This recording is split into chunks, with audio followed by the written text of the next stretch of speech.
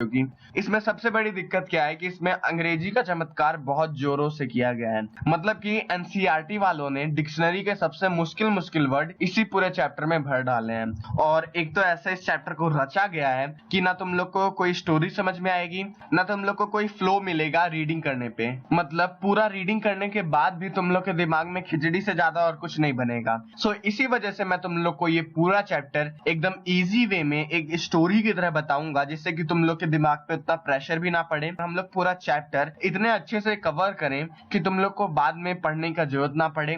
तुम लोग के सामने एकदम question answers, important question answers, definitions screen पे शो होती रहेंगी, तो उसको अच्छे से लिख लेना, जिससे तुम लोग के पास एकदम अच्छे तगड़े गॉड लेवल वाले नोट्स भी हो जाएं।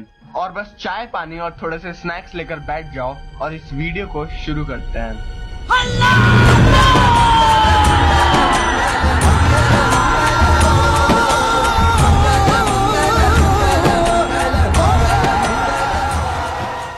देखो, इस चैप्टर में मेन हम लोगों को यूरोप के बारे में पढ़ना है। और उसको बताने से पहले मैं तुम लोग को एक स्टोरी बता देता हूँ। पहले के जमाने में एक राजा था, बहुत ज्यादा धर्म करता था। वो इतना धर्म करता था कि पूछो मत। राजा हरिश्चंद्र का गॉड लेवल। उसका एक अधर्मी बेटा हुआ। मतलब इतना अधर्म करता था कि वो पूरे देश को, पूरे चारों ओर देश को पूरा एकदम बेकार करके रख दिया। उसके बेटे का बेटा फिर से राजा बना, उसके बेटे का बेटा फिर से राजा बना, उसके बेटे का बेटा फिर से राजा बना, और सब लोग मिलके पूरा जनता को तहस नहस कर दिए और आखिर में पूरा राज्य खत्म हो गया। 2000 years later. अरे आज राजा का बेटा राजा नहीं बनेगा, राजा वही बनेगा जो हकदार होगा।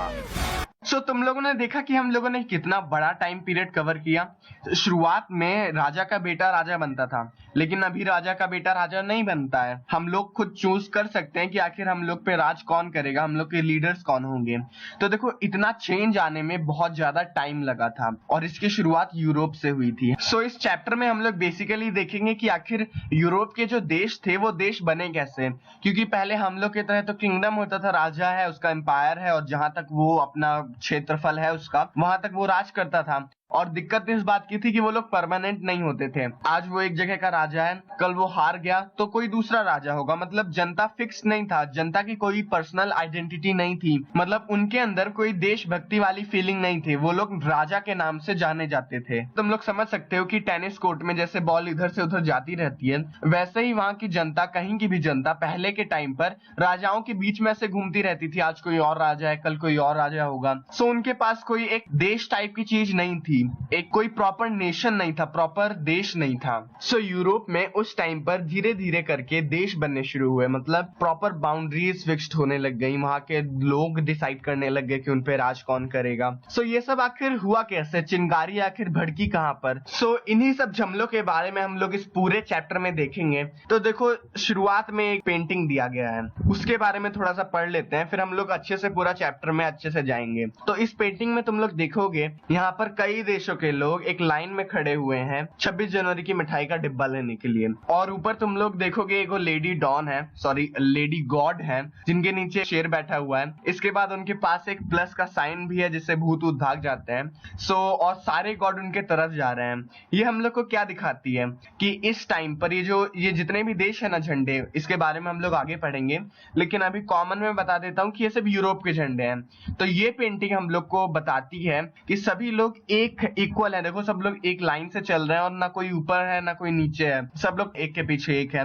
मतलब सब में एक तो इक्वालिटी है, भाईचारे की भावना है, जिसे हम लोग फ्रेटर्निटी कहते हैं, और सब लोग एक लाइन में आगे जा रहे हैं एक रिपब्लिक और डेमोक्रेटिक नेशन की ओर। यहाँ पर आगे एक स्टैच्यू ऑफ लिबर्टी भी है, जो लोगों को रास्ता दिखा रही है कि आखिर उन्हें जाना किस तरफ है। इसका समर्थन एगो ऊपर बूढ़ी अम्मा भी कर रही है, जैसा तुम लोग देख सकते हो हाथ हिलाकर। और सारे जो देवी देवता हैं वो उनके तरफ जा रहे हैं, मतलब फ्रेटर्निटी के देवता की ओर जा रहे हैं, जो एकता जिसको कहते हैं हिंदी में, एकता के देवता की ओर। इसके बाद तुम लोग नीचे देखोगे कि यहाँ पर छोटे छोटे ताज पड़े हुए हैं, कुछ राजाओं के सिंबल्स पड़े हुए हैं, कुछ झंडे पड़े हुए हैं जो राजा के थे। मुझे पता है कि तुम लोग को अपने बुक में नहीं दिख रहा होगा, क्योंकि हम लोग में से आधे से ज्यादा लोगों के पास पुश्तैनी किताबें रहती हैं जो सदियों से चली आती हैं। मेरे टाइम पे भी साल के एंड तक मेरी बुक ऐसी हो गई थी जैसे पानीपत की तीसरी लड़ाई उसी पे लड़ी गई हो। मैं समझ सकता हूँ, तो तुम लोग HD में करके देख लो और यहाँ पर तुम लोग को छोटे मोटे राजाओं के ताज मुकुट उकुट ये सब तुम लोग को दिखेगा। इसका मतलब क्या है कि अब यूरोप से ये जो राजशाही है वो चली गई है और सब लोग ऐसी राह पे चल रहे हैं जो फ्रेटर्निटी की ओर जाती है, इक्वालिटी की ओर जाती है और आगे जाके जहाँ पे यही लोग डिसाइड करेंगे कि उनको रूल कौन करेगा। मतलब ये मोनार्की जा चुकी है यूरोप से, ये पेंटिंग यही दिखाती है। सो इसको बनाया था फ्रेडरिक सोरियो अंकल ने 1848 में। तो देखो ऐसा असली में कभी नहीं हुआ था, क्योंकि तुम लोग देवता लोग का पूजा करते करते थक जाते हो, लेकिन कभी ऐसे साक्षात प्रकट नहीं हो जाते हैं।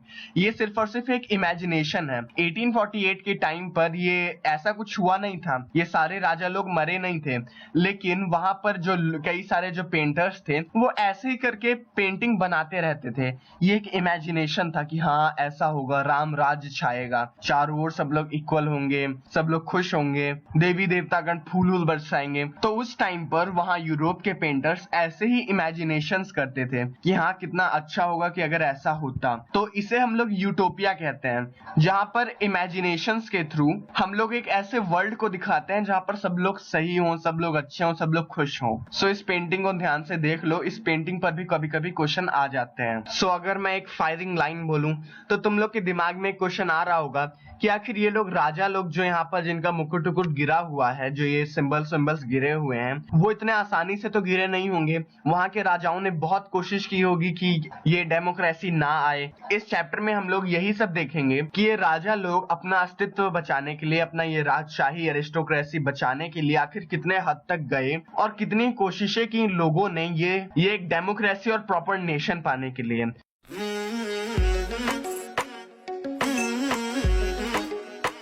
तो चलो अब हम लोग देखते हैं हम लोग की कहानी का मेन पॉइंट, जहां से ये स्टार्ट होती है हम लोग की इस चैप्टर की कहानी, the French revolution and the idea of nation. अब देखो हम लोगों ने पिछले क्लास में पढ़ा था कि 1789 में फ्रेंच रेवोल्यूशन हो गया, सभी लोगों ने मिलकर राजा को राजगद्दी से हटा दिया। इतना हम लोगों ने देख लिया था। और अगर तुम लोग को अभी भी याद है 1789 के पहले क्या क्या हुआ था, लुइस 16, मैरी एंटोइनेट, इन सब के बारे में अगर याद है तो बहुत अच्छे, लेकिन अगर नहीं याद है तो क्लास 10th में इसकी कोई जरूरत भी नहीं आने वाली है। तुम लोग आराम से 1789 के बाद का अच्छे से याद कर लो, वही क्लास 10th में आता है। तो वही मैं तुम लोग को बताता हूँ कि जैसे ही फ्रेंच रेवोल्यूशन खत्म हुआ, वहां के लोगों ने सोचा कि अभी लोगों ने ही प्रोटेस्ट करके राजा को हटाया है, तो ये जरूरी है कि लोगों में आपस में भी ये भावना है कि हम लोग एक हैं, हम लोग भाई भाई हैं। जैसे कि मान लो तुम लोग रह रहे हो, एक जगह पे रह रहे हो, अब तुम्हारा पड़ोसी भी इंडियन ही है, तुम भी इंडियन हो। अब अगर कोई यूएसए वाला आकर तुम लोग को परेशान करेगा तो तुम लोग के अंदर तो ये भावना आएगी ना कि हम लोग इंडियन ही हैं, हम लोग भाई भाई ही हैं, हम लोग को मिलके इसको हराना चाहिए। तो देखो इसी वजह से कई सारी चीजें की गई, कई स्टेप्स लिए गए जिससे लोगों के अंदर ये भावना आए कि हम लोग एक ही हैं। जैसे ही फ्रांस से मोनार्की हटी, वहां के लोगों ने सोचा कि अब हम लोगों को एक कलेक्टिव बिलोंगिंग्स लाना चाहिए, मतलब हम लोगों को एक नेशन बनाना चाहिए। अब नेशन क्या होता है, नेशन स्टेट क्या होता है, तुम लोगों ने इससे पहले बहुत देखा होगा nation state, nation state.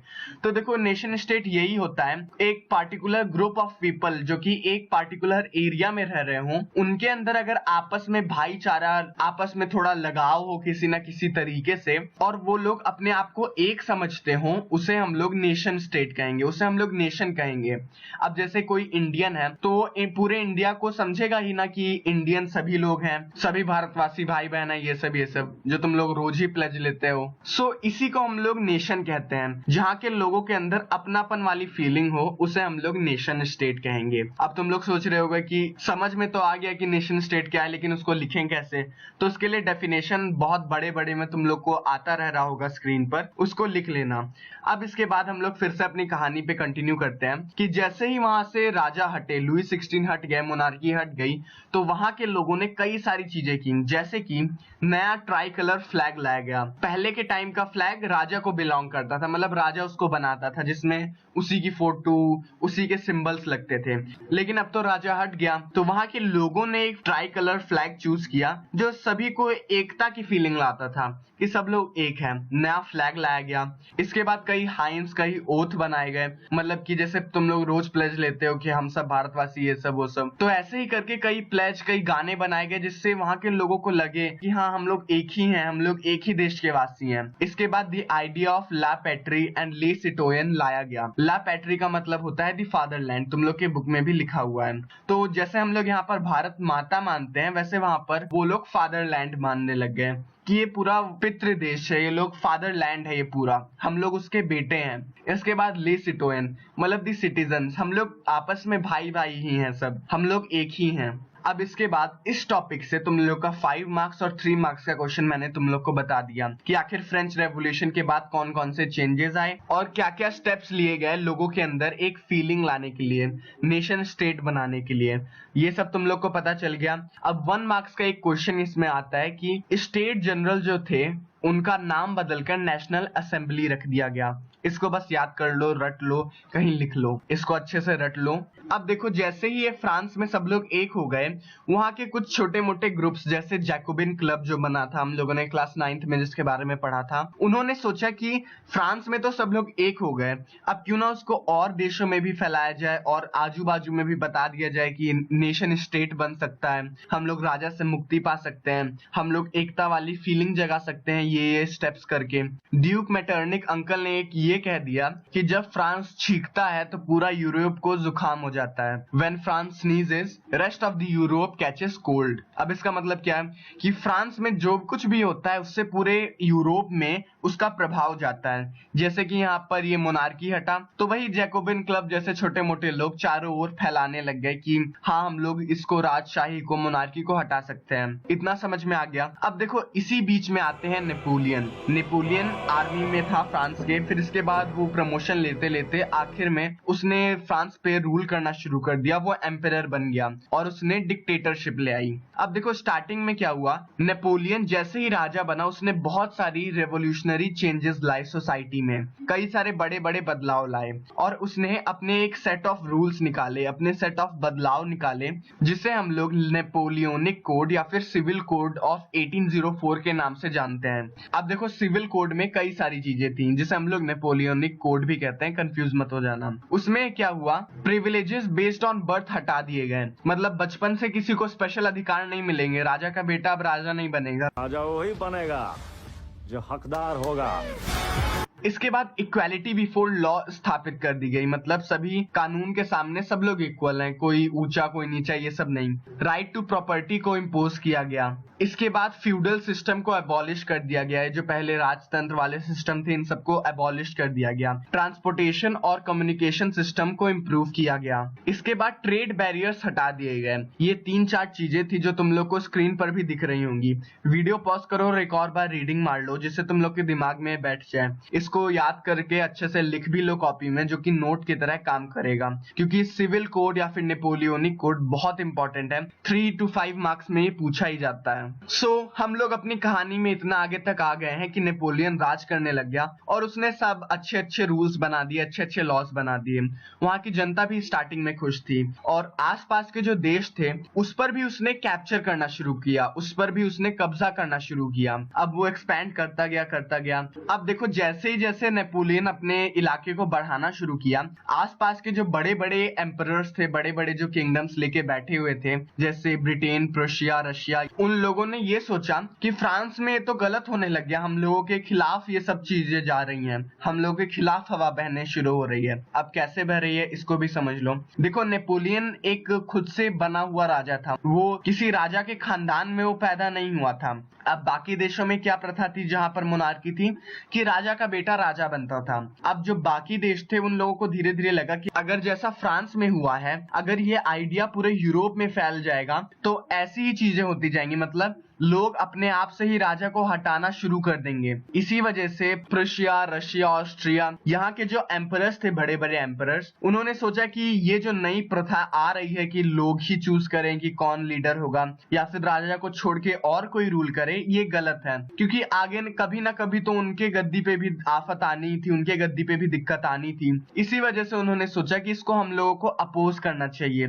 Napoleon को हरा देना चाहिए और फिर से राजतंत्र ले आना चाहिए फ्रांस में। तो देखो इसी वजह से एक युद्ध लड़ा गया 1815 में वाटरलू में। वाटरलू एक जगह का नाम है। और किन किन देशों ने लड़ा? नेपोलियन सेना वर्सेस प्रुशिया, रशिया, ऑस्ट्रिया और ब्रिटेन। इन 4 देशों ने मिलकर नेपोलियन को वाटरलू में 1815 में हरा दिया। इसको याद कर लो क्योंकि ये 1 मार्क्स के लिए बहुत ज्यादा इंपॉर्टेंट है। अब जैसे ही नेपोलियन का अंत हुआ, नेपोलियन मर गया, उसके बाद फिर से फ्रांस के पास कोई रूलर नहीं था, कोई एम्परर नहीं था। इसी वजह से एक ट्रीटी साइन की गई, एक पीस ट्रीटी वियना में, जिसको हम लोग ट्रीटी ऑफ वियना के नाम से जानते हैं। तो देखो ये वियना एक ऑस्ट्रिया में एक जगह है, वहीं पर एक पीस ट्रीटी साइन हुई। मतलब जैसे ही ये नेपोलियन हारा, अब फ्रांस का कुछ ना कुछ तो करना ही पड़ेगा। तो देखो उस ट्रीटी ऑफ वियना में कई सारी चीजें हुई, जैसे कि पहली चीज वहां पर मोनार्की फिर से लाएं। तो जैसा कि मैंने पहले कहा था कि ये लोग डर रहे थे कि कहीं ये जो राजतंत्र है ये पूरे यूरोप से चला ना जाए,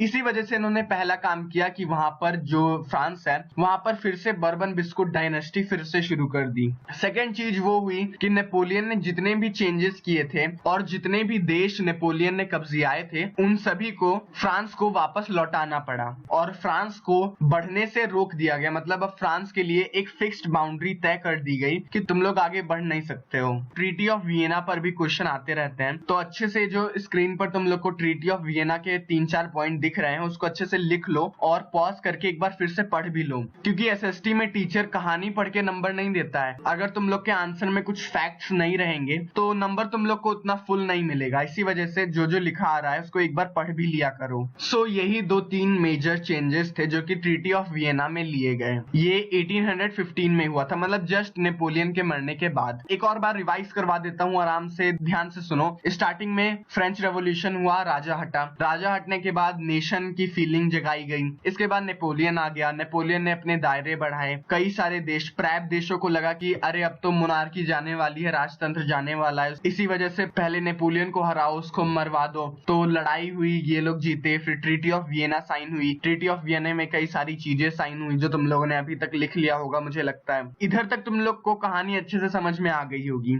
अगर नहीं आई है तो वीडियो फिर से रिवाइंड करो, मैंने अच्छे से समझा दिया है। और हाँ, अगर समझ में आ गया है तो फ्री फोकट का वीडियो खाली मत देखो, लाइक भी कर दो और अपने चुटपुटिया दोस्तों के साथ शेयर भी कर दो। और कुछ पानी वानी पी लो, क्योंकि मुझे लगता है इतना हैवी पढ़ने का आदत तुम लोग को नहीं होगा। मुझे भी क्लास 10th के टाइम पे इतना हैवी पढ़ने का आदत नहीं था, लेकिन वक्त और हालात इंसान को बुरा बनने पे मजबूर कर देते हैं। अब यहाँ पर एक वर्ड आया है, अंग्रेजी वर्ड आया है एरिस्टोक्रेसी। एरिस्टोक्रेसी मतलब जो राजा का खानदान लोग होता है, नॉबल्स लोग रहते हैं, उन्हीं को हम लोग एरिस्टोक्रेट्स कहते हैं, अमीर जादे लोग। इसके बाद कोई भी देश के जो लोग रहते थे वो 2 टाइप के रहते थे। एरिस्टोक्रेट्स मतलब राजशाही लोग जो बहुत अमीर हैं। इसके बाद पीजेंट्री मतलब पीजेंट्स, जो कि काम वाम करके मजदूरी करके पैसा कमाते थे। लेकिन उस समय क्या हुआ, धीरे धीरे एक नई मिडिल क्लास आने लग गई। मिडिल क्लास मतलब जो खाने पीने से संपन्न है, थोड़ा बाल बच्चों के लिए अपनी प्रॉपर्टी भी बढ़ा चुके हैं और 2 वक्त की रोटी और 4 वक्त का खाना उन लोग को अच्छे से मिल रहा है। ऐसे लोगों को हम लोग मिडिल क्लास कहते हैं, जिसके पास रोटी कपड़ा मकान हो। तो देखो ये जो मिडिल क्लास वाले लोग थे ना, ये लोग बिजनेसमैन थे, मर्चेंट्स थे, ट्रेडर्स थे। तो इन लोग के पास सोचने का ज्यादा टाइम रहता था। मतलब ये लोग सोच सकते थे कि आखिर ये देश में हो क्या रहा है। अखबार पढ़ते हुए, चाय की चुस्की लेते वक्त ये लोग सोच सकते थे कि अभी देश में कौन सा बदलाव लाना चाहिए, कौन सा बदलाव होना चाहिए। सो देखो अब दिल्ली दूर नहीं है, चैप्टर खत्म होने ही वाला है। सो इसके बाद फिर हम लोगों को छोटे मोटे मिडिल क्लास 1-2 रेवोल्यूशन करते हैं, उनको बस पढ़ना है। और फिर इसके बाद जो इस चैप्टर का मेन पार्ट है, जो इस चैप्टर का दिल है, यूनिफिकेशन ऑफ इटली, जर्मनी और ब्रिटेन, उसको छोटा छोटा करके हम लोग देख लेंगे, बहुत जल्दी हो जाएगा। खाली उसका नाम बड़ा है और दर्शन छोटे हैं। और इसी के साथ इस चैप्टर का हो जाएगा श्री सत्यनारायण। उससे पहले मैं चाहता हूं कि तुम लोग कुछ वर्ड्स के मीनिंग जान लो, जैसे लिबरल नेशनलिज्म। पहले हम लोग इसका मीनिंग देख लेते हैं। सो देखो, लिबर मतलब फ्री होता है, लिबरल मतलब फ्रीडम वाले सोच वाले लोग। सो अब तुम लोग सोच रहे होगे आखिर ये लोग फ्रीडम किससे चाहते थे। सो देखो, ये जो राजशाही, ये एरिस्टोक्रेसी, ये मोनार्की चली आ रही थी, उन्हीं सबसे फ्रीडम चाहते थे ये नए मिडिल क्लास वाले लोग, क्योंकि ये चाहते थे कि सभी लोग को इक्वल अधिकार मिले। बचपन से किसी को राजा बना देना ये कोई बहादुरी वाली बात नहीं हुई, ये तो बस कद्दू में तीर मारना हो गया। अब इन दोनों को मिलाकर देखते हैं तो लिबरल नेशनलिज्म बन जाता है। मतलब ऐसे लोग जो एक प्रॉपर नेशन चाहते हो, जो देशभक्ति के भावना से युक्त हो और ये राजा रानी को हटा के एक यूनिफाइड नेशन चाहते हो, एक प्रॉपर नेशन चाहते हो, मतलब 100% प्योर नेशन। सो चलो अब हम लोग फिर से अपने स्टोरीज पे आते हैं। मुझे लगता है तुम लोग को नेशनलिज्म, लिबरल नेशनलिज्म अच्छे से समझ में आ गया होगा। सो देखो सीन क्या था कि 1815 में हम लोगों ने देखा था कि नेपोलियन चचा के मरने के बाद में वहां पर फिर से बर्बन डायनेस्टी को ले आया गया था। सो देखो जैसे ही कोई डायनेस्टी आई, जैसे ही कोई फिर से राजा आया, वैसे ही राजा के जो चापलूस लोग थे, जो ये मंत्री लोग थे, इन लोगों को अब और एक्स्ट्रा पावर मिल गई कि अब ये लोग जो चाहे वो कर सकते थे। उन्होंने क्या सोचा कि जो नेपोलियन ने कुछ अच्छी चीजें की हैं, उसको अगर हम लोग हटाएंगे तो प्रजा विद्रोह कर देगी। सो थोड़ी मोड़ी चीजों को उन्होंने रहने दिया और बाकी चेंजेस को हटा दिया। इसके बाद ये लोग सेंसरशिप ले आए, मतलब कि इनके खिलाफ जो भी बोलता था उनको दबा दिया जाता था, उनको आर्मी द्वारा पकड़वा कर जेल में बंद कर दिया जाता था। मतलब कुल मिलाकर जैसे ही ये राजा लोग वापस आए, उन्होंने फिर से अपने पुश्तैनी काम करने शुरू कर दिए, मतलब कि लोगों को दबाओ, इसके बाद जो विद्रोह करे उनको जेल में डाल दो, इसके बाद इक्वालिटी थोड़ा हटा दो, राजाओं लोगों को थोड़ा स्पेशल दिखाओ। सो देखो ये सब चीजें जैसे ही आई, वहां के लोग जो थे जिन्होंने फ्रीडम का स्वाद चख लिया था, उनको लगने लगा कि हाँ नेपोलियन चचा अच्छा काम कर रहे थे, कम से कम वो इक्वालिटी तो लाए थे, कम से कम उन्होंने यूनिवर्सल चेंजेस, बड़े बड़े चेंजेस तो किए थे, हम लोग आराम से जी तो पा रहे थे। सो इसी वजह से कई रेवोल्यूशनरीज बोले तो फ्रीडम फाइटर्स, ये लोग सामने आए और धीरे धीरे ग्रुप बनाने लग गए और ये लोग प्लान बनाने लग गए कि आखिर कैसे हम लोग ये मोनार्की को हटाएं, आखिर हम लोग कैसे लोगों को एकजुट करें जिससे कि ये मोनार्की फिर से चली जाए फ्रांस से। सो देखो कई सारी सीक्रेट मीटिंग्स हुई, कई सारे सीक्रेट ग्रुप्स बने जो कि यही सोचते थे कि आखिर कैसे राजा को हटाया जाए। इसी बीच में यहाँ पर ग्यूसिपी मैजिनी के बारे में भी लिखा है। इनके नाम की स्पेलिंग याद करते अरसों बीत जाते हैं। इनकी स्पेलिंग को याद करने का सिंपल ट्रिक है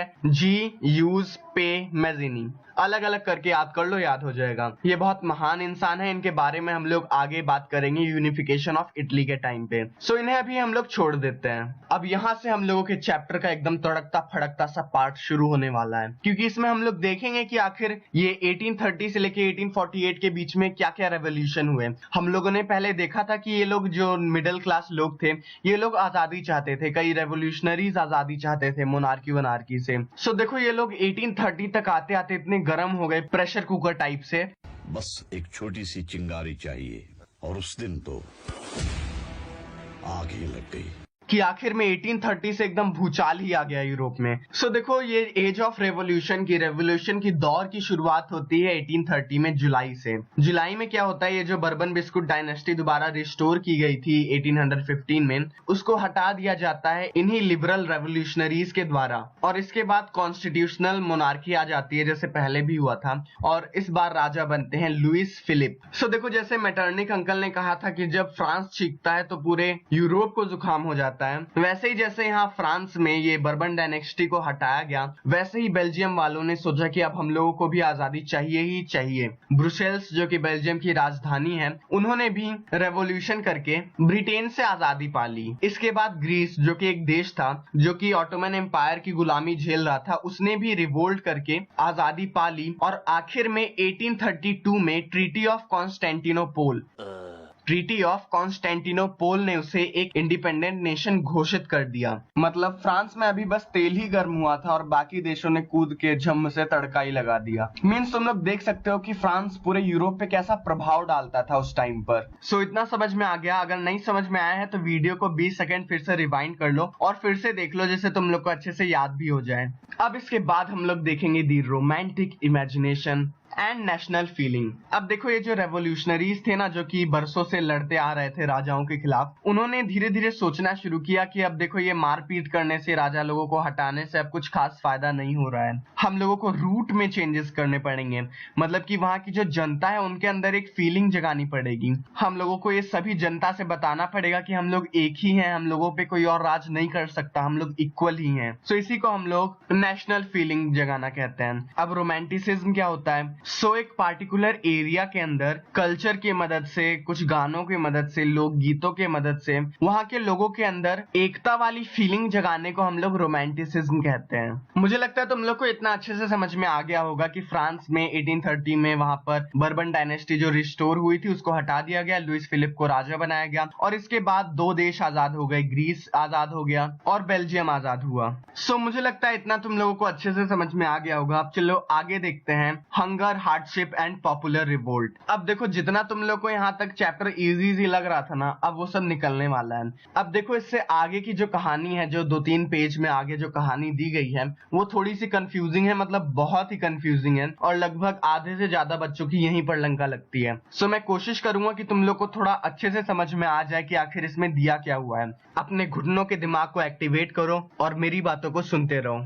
देखो 1830s के टाइम पर यूरोप में ग्रेट इकोनॉमिक हार्डशिप थी, मतलब कि वहां पर पैसों की बहुत तंगी हो गई थी यूरोप में। इसके बाद वहां पर कुछ सालों से वेदर की वजह से अच्छे से क्रॉप्स भी नहीं हुई थी, वहां पर पॉपुलेशन भी अचानक से बढ़ गई थी। तुम लोग देख सकते हो कि कितनी सारी मुसीबतें आ रही हैं वहां के लोगों पे। अब देखो क्योंकि पॉपुलेशन बढ़ गई थी तो वहां पर कई लोग अनएम्प्लॉयड हो गए थे तो वहां के कई सारे लोग भूखे भी मरने लग गए थे। तुम लोग समझ सकते हो कि चारों ओर से प्रॉब्लम उनको घेर रही है, खाने के लिए खाना नहीं है, लेकिन फिर भी ये राजा लोगों के जीवन पे कोई असर नहीं पड़ रहा था, क्योंकि इन लोगों को गरीबों से पैसा लेना था, वो लोग निकलवा लेते थे टैक्स के थ्रू, तो इन लोग के जीवन पे कोई असर पड़ता नहीं था। सारी प्रॉब्लम तो कॉमन पीपल को होती थी। जनता इतने सालों से इतना दिक्कत झेलती आ रही थी। 18 साल बीत गए, 1848 आ गया और उस दिन तो आग ही लग गई। और आखिर में वहां की जनता ने एकदम थक हार करके रिवोल्ट कर दिया, फ्रांस की जनता ने, और वो लोग रोड पे उतर आए और आखिर में लुइस फिलिप अंकल को भी हटा दिया गया, उनसे भी जबरन इस्तीफा ले लिया गया, मतलब फिर से फ्रांस राजा से अनाथ हो गई।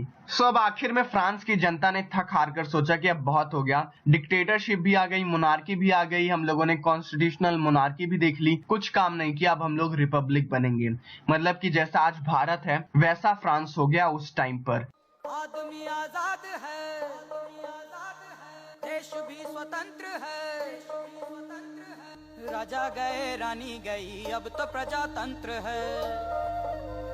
और फीमेल्स को छोड़कर सभी लोगों को वोट देने का अधिकार दे दिया गया। और आखिर में यहाँ तक आते आते सब कुछ कुशल मंगल हो गया।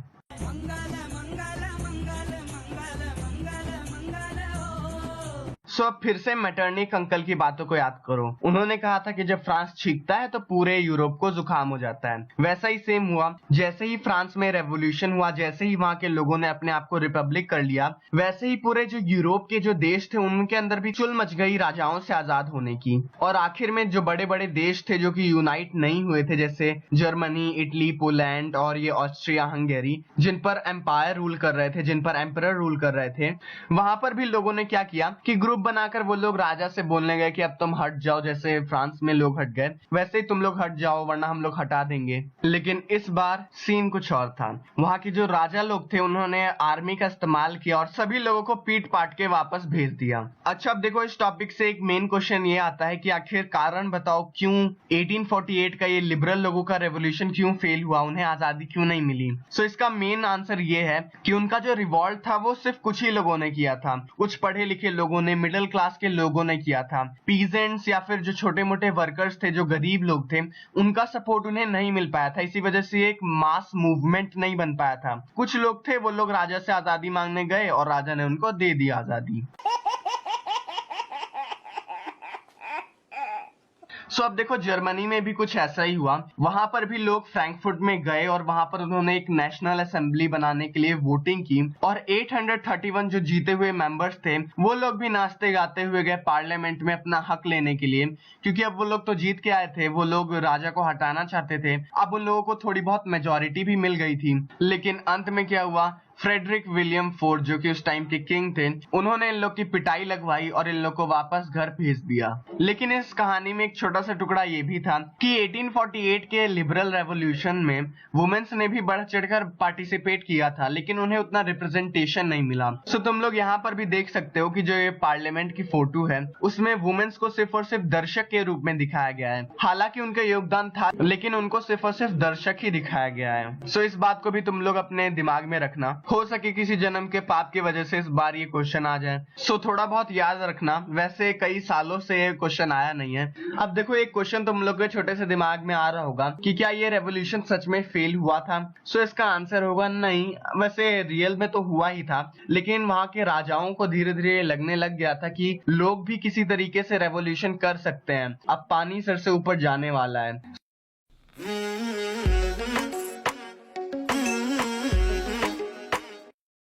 इस एपिसोड में हम लोग देखेंगे कि आखिर जर्मनी और इटली आज के टाइम के जर्मनी और इटली जैसा बनते कैसे हैं, क्योंकि इंडिया में जैसे शुरुआत में पहले के टाइम पर राजा रानी रहते थे, छोटे मोटे देश रहते थे, छोटे मोटे किंगडम्स रहते थे, वैसे ही वहां पर भी जर्मनी और इटली में भी पहले के टाइम पे छोटे मोटे किंगडम्स रहते थे, छोटे मोटे राजा रहते थे। जैसे कि तुम लोग यहाँ पर देख सकते हो। अभी क्या ये जो बॉर्डर लाइन है, ये ब्लू कलर की, डार्क ब्लू कलर की ये जो बॉर्डर लाइन है, वो रिप्रेजेंट करती है अभी के जर्मनी को। सो तुम लोग देख सकते हो कि पहले के टाइम में कितने सारे अंदर ही अंदर छोटे मोटे देश बने हुए थे। अभी का जर्मनी पूरा इतना बड़ा है, वही स्टार्टिंग में छोटे छोटे टुकड़ों में बटा हुआ था। मुझे पता है अगर मैं अभी तुम लोग को सीधे समझाना चाहूंगा तो तुम लोग के दिमाग के ऊपर से निकलेगा, तो चलो उसको एक स्टोरी के थ्रू समझते हैं। मान लो कि हम लोग क्लास में बैठे हुए हैं, तुम लोग क्लास में बैठे हुए हो, एक खाली पीरियड है और उस पीरियड का टीचर एब्सेंट है। सो अब गेस करो कि वहां के स्टूडेंट लोग क्या करेंगे। इतना तो हिम्मत है नहीं कि प्रिंसिपल ऑफिस के सामने जाकर भांगड़ाई कर देंगे।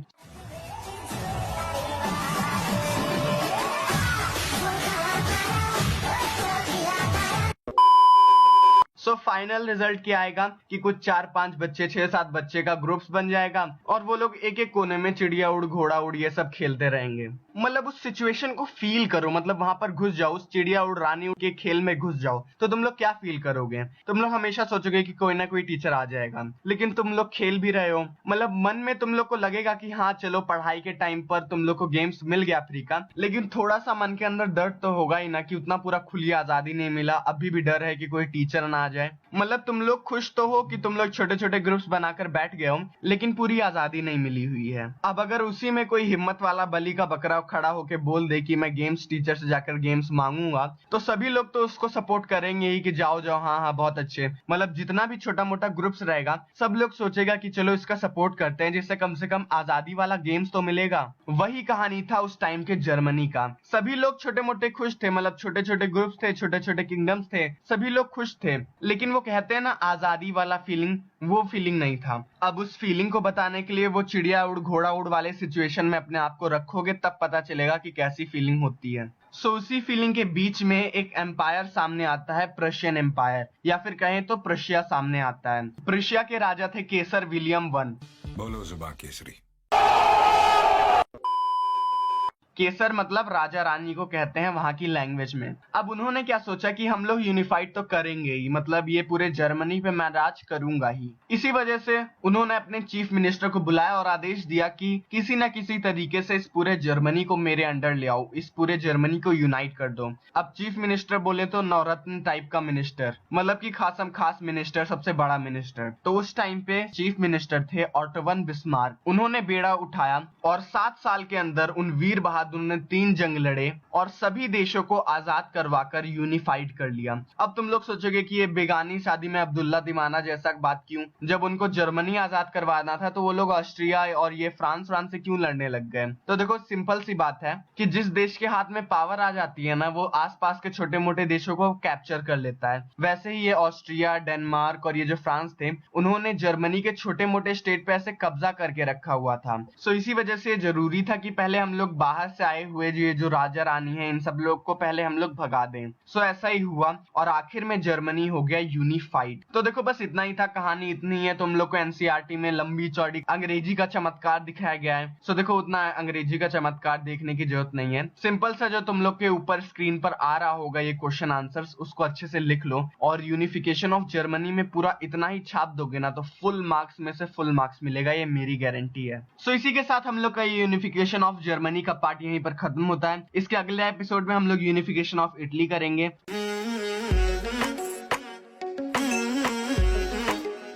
अब हम लोग देखेंगे यूनिफिकेशन ऑफ इटली। सो देखो इटली शुरुआत में ऐसे फटे मोजे टाइप का था, मतलब कि छोटे मोटे टुकड़ों में वो बटा हुआ था। इटली के मेजर 4 टुकड़े थे जो मैं तुम लोग को अभी अपनी कलाकारी दिखाने के बाद बताता हूँ। सो देखो मैंने अपनी कलाकारी की मदद से पूरे इटली को 3 पार्ट में अच्छे से डिवाइड कर दिया है और वही उस टाइम के इटली के मेजर 3 पार्ट्स थे। बीच में एक और पार्ट था जिसकी कहानी हम लोग अभी जस्ट 1 मिनट में पढ़ने वाले हैं। इटली का जो नॉर्थ वाला हिस्सा था वो हैब्सबर्ग एम्पायर के अंदर आता था। इसके बाद इटली का साउथ वाला हिस्सा था वो किंगडम ऑफ बोथ सिसिलीज या फिर आसान भाषा में बोले तो स्पेन के रूलर्स के अंदर आता था। मतलब कि यहाँ पर स्पेन के रूलर्स राज करते थे। इसके बाद यहाँ पर दो छोटे छोटे टापू हैं जिनको हम लोग सर्डिनिया पिडमोंट के नाम से जानते थे और सर्डिनिया पिडमोंट के राजा थे विक्टर इमैनुअल सेकेंड और बीच वाला हिस्सा था वो पोप रूल करते थे। पोप बोले तो ये क्रिश्चियंस के धर्म गुरु टाइप के लोग वो बीच के इटली पर राज करते थे। सो देखो जैसे जर्मनी में कई लोगों के अंदर मन में लड्डू फूटा था कि जर्मनी को यूनाइट करना चाहिए, वैसे ही यहाँ पर कई बड़े बड़े लोगों के मन में भी लड्डू फूटा कि हम लोग जर्मनी को यूनाइट करेंगे। और सबसे बड़का लड्डू मतलब सबसे पहले ये ख्याल आया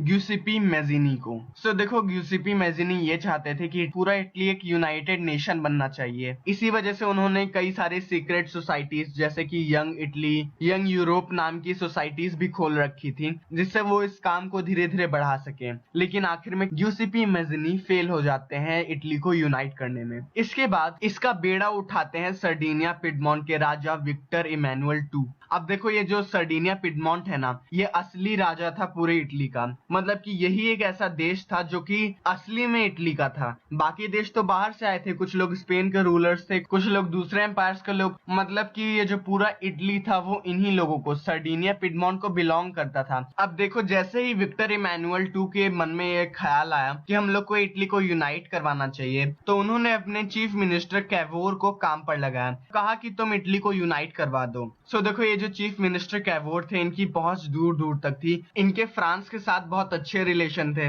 इसी वजह से इन्होंने यहाँ ऊपर हमला करके जो हैब्सबर्ग एम्पायर यहाँ पर फैला हुआ था उसको उन्होंने हरा दिया और इटली को नॉर्थ साइड से आजाद करवा दिया। अब देखो नॉर्थ वाला हिस्सा कैवोर जी की कृपा से आजाद हो गया। अब इसको हम लोग हटा देते हैं, अब ये इटली का पार्ट हो गया। सो चलो अब हम लोग देखते हैं साउथ वाले हिस्से को। सो देखो